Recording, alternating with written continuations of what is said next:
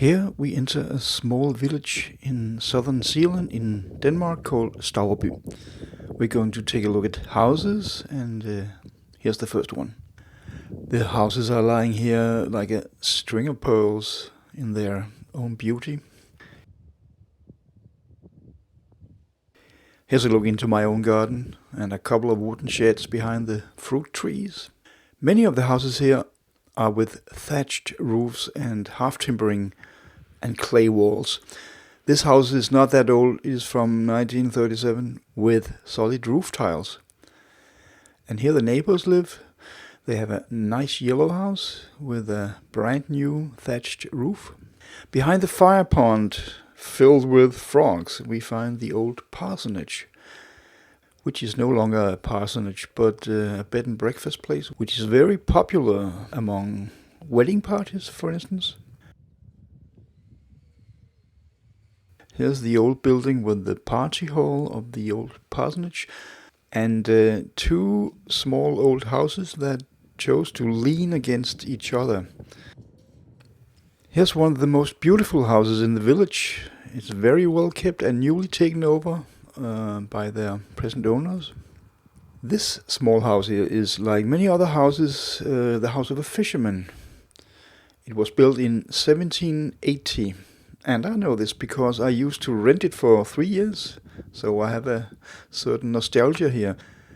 Another artist is living here.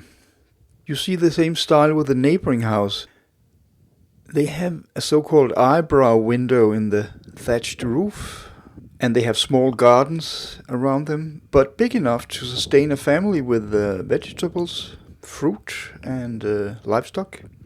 They all have small buildings close to them, almost like a miniature of the main house.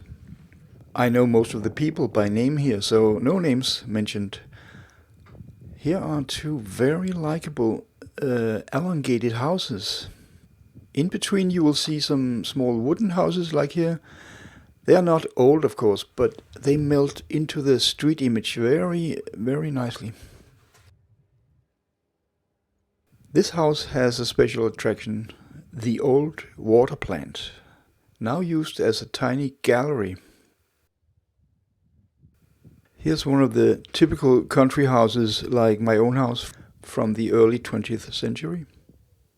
This house has a center entrance with a gate. Once they said it was the most beautiful and well-kept house around here, but due to just one owner it fell into decay. But now good things are happening again, and it has a new thatched roof. Here you can buy apples and eggs, which is very typical for these small places. The apples would be for tourists, since everyone around here have plenty of fruit trees. This must be the tiniest courtyard, and close to the most cute fisherman's house with an old lady living here. Here's the old school, a really impressive and well-kept building, and larger than most buildings here.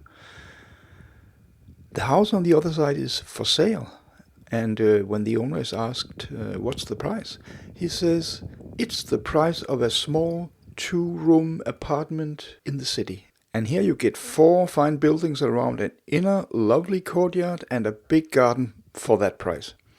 Going down here along the old village school, there is one of the only typical post-World War II Danish bungalow-style houses.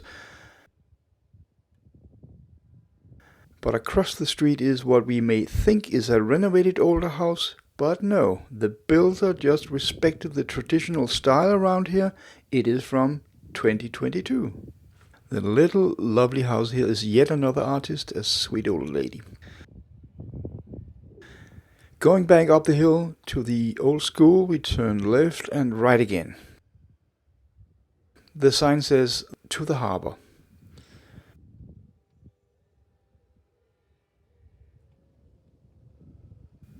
On the left here is the old blacksmith's workshop, but across the street someone is building a very red wooden house.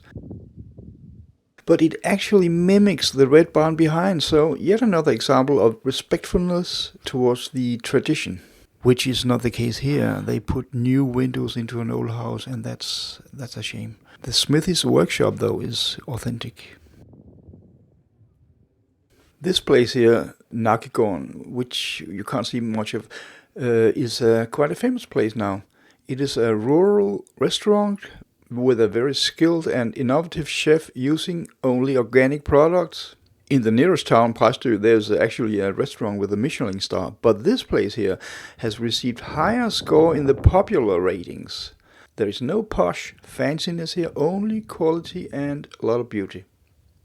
And here it is, the smallest fishing harbor in Denmark, they say.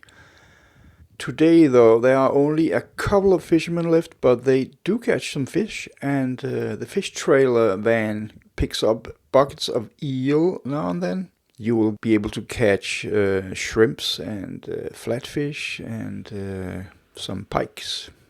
Maybe a sea trout if you're lucky. Here's one of the fishing boats, and I guess this is another one.